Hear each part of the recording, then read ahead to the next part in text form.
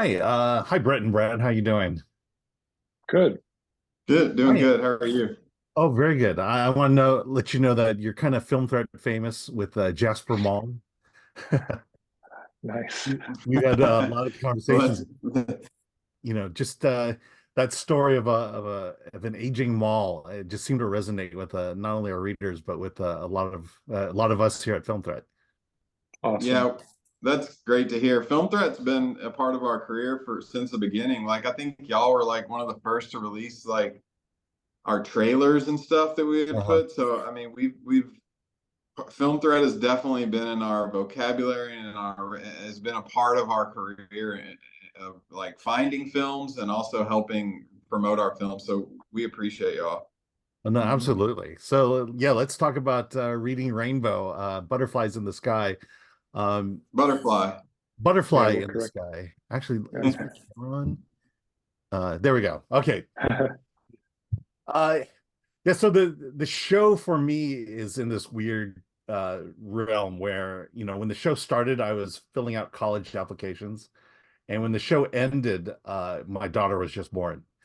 And so we kind of missed the whole Reading Rainbow phenomenon. But I will say throughout its career, I've always heard of Reading Rainbow. People have always Mhm. talked to my friends with kids. It has always been on the forefront, and I always found that fascinating. That even though I was never really connected with the show, um, that it was still in the back of my mind, and I knew it existed. I knew how important it was. How did you get the gig, and what was your approach to kind of telling the story? This was an idea that generated from, we had just finished Jasper Mall, and Brett called and asked me if like, if there was a Reading Rainbow documentary. We just started talking about Reading Rainbow because, like, it was something that impacted us as kids. We watched it growing up. We were kind of firmly in the age group to have watched it in its heyday. And we did a little research, quick research, and found that there was really not much out there. Like, not a lot of content. One sort of oral history that had come out a couple years earlier that was great, but no documentary, no, like, not a lot of behind the scenes, really nothing. So we started researching, started reaching out, started getting a sense of the stories of the creators, Twyla Liggett, Larry and Cecily Lancet, kind of getting a sense of how they came to the show and what inspired them to want to make it, and why they cared. And then, of course, started exploring LeVar and his history and his sort of connection to reading that was deeper than just being a host of a show. Um, and it was like, this is going to make a great film. So we just kind of set off and started trying to do it. Mhm. Was the participation easy to get? It sounds like that this was definitely your idea, and the genesis came from you, but now you had to kind of wrangle all the key players, LeVar and the producers. Was that easy? It feels like it was easy. It was easy once we got LeVar to say that we were cool to make the movie. Like once we showed him the our idea and Brad made a beautiful like one sheet, and also we shared our work that they said they watched. When he called us on the phone and talked to us about the idea and talked about our other work, and that we seemed very passionate about exploring things from our childhood, and that we were the right people, we had so much, we had all the energy in the world. And then to be able to have that in the email that LeVar is participating, everyone else is going to say yes. Awesome. I'm just curious then, what was that conversation like with LeVar? I have to imagine, for a guy who's been in Star Trek and done a lot of these iconic things, that there is a bit of a sell, but at the same time, he seems very passionate about Reading Rainbow. Yeah, it was. I mean, it was a little nerve-wracking, and like, I think that to get to prepare to talk to him, we felt nervous about that. And then when we first heard his voice, it was like, oh my gosh, that's LeVar. You kind of got to collect yourself a little bit. But once we started talking to him, um, it became very natural, I think, and we, we got along really well, and we felt his, like you said, we felt his passion for reading, and for the show, and his mother was an English teacher, and all these things were relevant to him being the host of the show, and we kind of knew right away that, that again, this was just more than just a hosting gig, and yeah, that went really well. Hmm. And then I'm curious then that I would assume that LeVar was kind of the starting gun to get you going. Um, as documentarians, what are the next steps then that come there, aside from just collecting the subjects that you want to get involved? Um, Finding partners to help you make the movie. Yeah. So I think we first reached out to our longtime collaborator Brian Storkel, and he's in LA and he's like got connections, and luckily we have a little bit of our films, people, if you say the Glow documentary, people Hmm. kind of, oh, I think I know what that is, even if they're confused that it might be the Netflix show, that's fine. Like we just went at kind of into fundraising mode, and that's when the XTR studios got involved. They love the idea. Some people on their team um, were connected with children's literature, and things just started coming together. And then once we got that budget, it was like, let's go. And like you said, everyone was like, I mean, people look. LeVar said himself that this is one of the things he's most proud of. Um, Dean, who Dean directed Parisot, Brad, help me. Yeah, Dean Parisot, Galaxy Quest. said it was one of the fondest things he's ever worked on, and I think it's because it's so meaningful to everyone. And so the fact that there was only one article about this show and no short films, no little YouTube videos, nothing explaining this 26-year show that everyone knows, and the only thing anyone can remember is the song. Mm-hmm. We were like, we have a lot to explore here. We have a lot to get into, and everyone wants to talk about it. So it was like kind of a dream scenario once we started getting into people's living rooms. Yeah. Mm-hmm. I'm asking a lot of kind of nuts and bolts questions because we do have a lot of like emerging documentarians who, I think it would be a dream of theirs to be able to tell stories of their childhood, the things they look fondly on. And so that's why I'm kind of drilling down in these areas. And uh, you know, to me, it's also the theme behind Reading Rainbow. Is it something that you pretty much had established right from the get-go, or was there a lot of evolution of that as you started doing research and doing the interviews? You mean thematically, like Well, what in our terms film of is saying, or yeah, yeah, what the film said versus, and I think a lot of what the show is about incorporates itself in what the film wants to say, but it's kind of honing that in and kind of saying, okay, this is the story we're going to tell.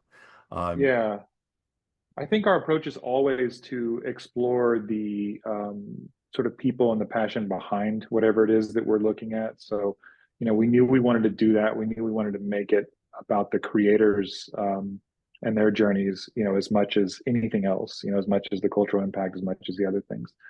And I think it was really important to us, and, maybe sometimes to a fault, it was important to us to make a film that was, sort of reflective of our memories of the show, positive, loving, encouraging a love of reading, really exalting and encouraging, love of books.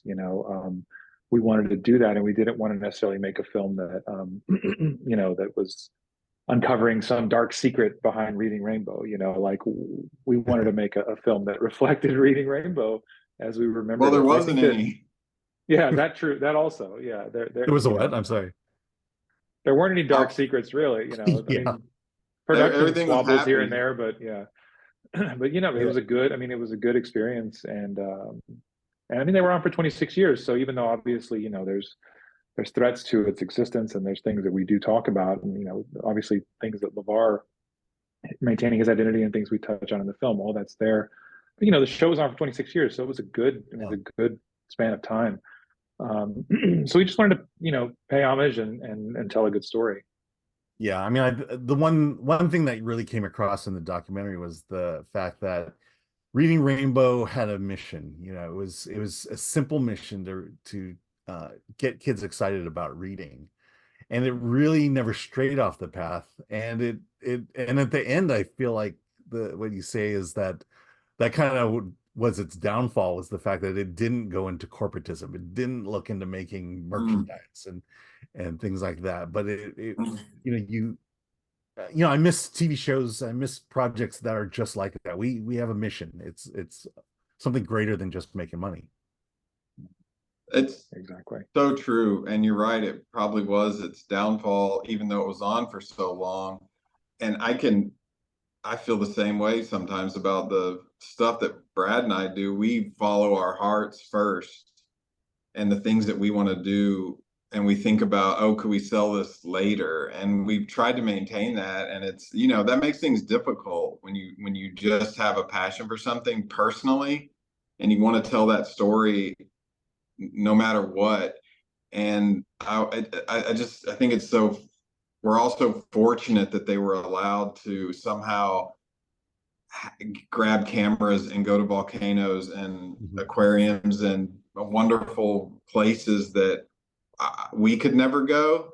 Like, I mean, I went to an aquarium, but like there was no way I was going to a volcano that close. And to be able to like watch it for me, and it was so eye-opening, and we've said this a lot before, but it probably planted seeds for us to become filmmakers, even because that's all they were doing. They were out passionately telling stories, and that's what we're trying to do now. Yeah, I kind of want to explore that in terms of both of you. I assume you've been doing this from the very beginning, at least your relationship here.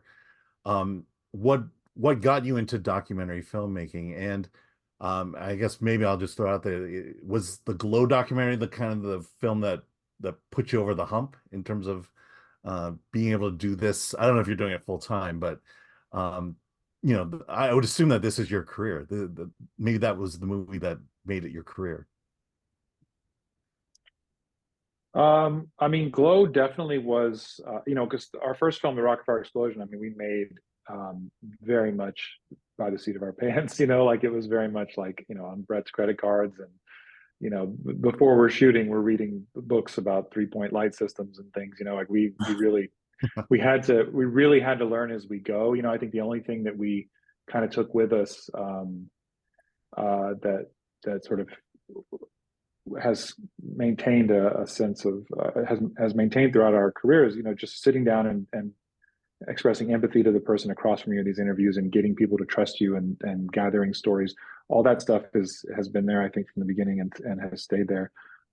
We've gotten technically better, I think, at making films. Glow was really the first time, though, that we were able to kind of like, oh, we're getting proper distribution, or, here's this, I think it was Logo TV who, bought the film at this stage, and then eventually Netflix, and then Netflix would eventually license it again. And so, a career, I mean, I feel like we've always had to work a little bit to supplement what we're doing, but, it definitely let us know what it takes to do these films on a bigger level.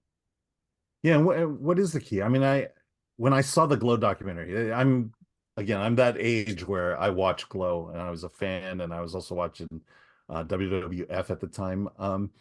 With that project, what was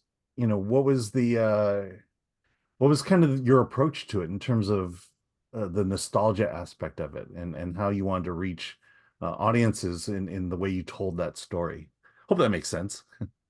No, I mean, it's kind of it feels like a question, like kind of expanding on what Brad was saying in your question about how we got started almost. And it's like, just watching I think the first time I saw like Gates of Heaven or something, Mhm. um, or God's Country, it was like really eye-opening that someone could take, just like Reading Rainbow, like you could just take a camera if you're passionate enough about something. That passion will come through no matter what the technical abilities are. So our film school, like we never went to film school. Our film school was making films, failing or learning and trying to do better on the next one, and then just never stopping, like never wavering at all, just trying to make one, another one and another one, and another one. And with Glow, we're literally like, we just want to know what we're asking these questions. We're so interested in what we're exploring. We just happen to be filming it, and we're also trying to film it in a way that looks good. And some of Glow does not look good, but the, like Brad was saying, the passion that comes across. I think the people that we're talking to understand what we're doing, and somehow allows them to open up in a way that they might not open up to like a formal news setting that was with a bunch of big lights. Like, so we're able to get something, I think, that feels authentic and not condescending, or like some people feel uncomfortable watching Rockfire Explosion because of the people in it, but it's like I'm that person in that movie too. Like we're all the same. I'm the same as Chris Thrash, and so it kind of like, if you get it with that film. But I think we've always tried to like um explore these things we're interested in a way that, while we're filming it, and then while we're filming it, we're just learning and getting better at filming it. And by the time we're at, you know, Reading Rainbow, Butterfly in the Sky, we're using Alexa cameras somehow, and they look better. But we're still trying to, have that passionate conversation with LeVar, and have him open up in a way that feels authentic and different than like a news story. Yeah. So what piece of advice would you give to someone who's I want to say down the line a bit, in terms of they have the idea of a documentary they want to do, they've done research, and they're kind of on the cusp of pulling that trigger. What piece of advice would you give them? Uh, you mean something like a first film? Yeah. Hmm. I mean, I think if it's the first film, like figure out a way to get going on it, and I know that everything costs money, but figure out a way to get, whatever camera you can, and get your hands on it, and go out there and try to start putting something together. Because if you start, and then of course, ultimately finish it, but if you start sort of getting the feel for what it is to make a documentary, then you'll have something to show. There's a lot of reasons to just dive in if that's your option. I mean, obviously, everyone needs money, but I feel like especially with the first film, so you just got to get out and do it. All right. And then It's last, yeah, oh, it's so no, go ahead. oh no, I was gonna ask the last question, but no, definitely follow up, please. I was just gonna say, I 100% what Brad said, but it's so hard to, if you work and then to go home and then to start your project. But if it's something you are so passionate about and you're really into it, like you'll find a way to film it, and then you have to finish it, release it, and go through that process and see if that's for you. And if it is, you'll just keep going and getting better at it. Because you could make a whole documentary on your phone, and if it's full of, if it's interesting, I'll watch it. People will watch it. So I think, like Brad said, just do it. Like you have to just go, and if like nothing else matters. Yeah, and we talk about a lot where no one does documentaries for the money. They Right. do it. Yeah. No, that's No. why. Yeah. Even now, I mean, we yeah, it's hard. Yeah, absolutely. So last question. You premiered Reading Butterfly in the Sky at Tribeca. I'm just Mhm. curious, how did that go? And what is your festival strategy? Was there a specific reason to be at Tribeca, or was there a festival strategy? Uh, Tribeca. Well, we love Tribeca. They premiered last weekend as well. So that was great. But you know, with Tribeca, it was like, you know, New York was where Reading Rainbow was created. So you know, a lot of people were there, and the premiere was packed with everyone in our film, and then a bunch of other people who work on the show, because they were all kind of central to New York City. And so you know, it was great, and Tribeca was fantastic, and we played maybe 40 plus festivals after Tribeca. You know, it's played all over the country. So our festival strategy was to, you know, really get out there and play as many festivals as possible, so that the film both sort of gains traction, but also so that people get to see it. You know, we want people to watch the film because we think it's important. All right, and the oh yeah, and then lastly, the most important thing: how can we see Butterfly in the Sky? It releases on April 30th, so I think, is that Tuesday? Yeah, next Tuesday. Yeah, Amazon and Tuesday. iTunes. Yeah, iTunes, Amazon, and so that'll be the first time that you can rent or buy it. So we're just so excited to finally have it released in a while. We just had an AMC run that went really well, but we haven't had a wide release until the 30th. All right, amazing. Well, thank you so much. I really enjoyed Butterfly in the Sky. Again, you know, it was always in the back of my mind. I'm finally glad to really get to the into the nitty gritty of Reading Rainbow, and thank you so much for that. Thank you, Brad, Yeah. and thank you, Brett.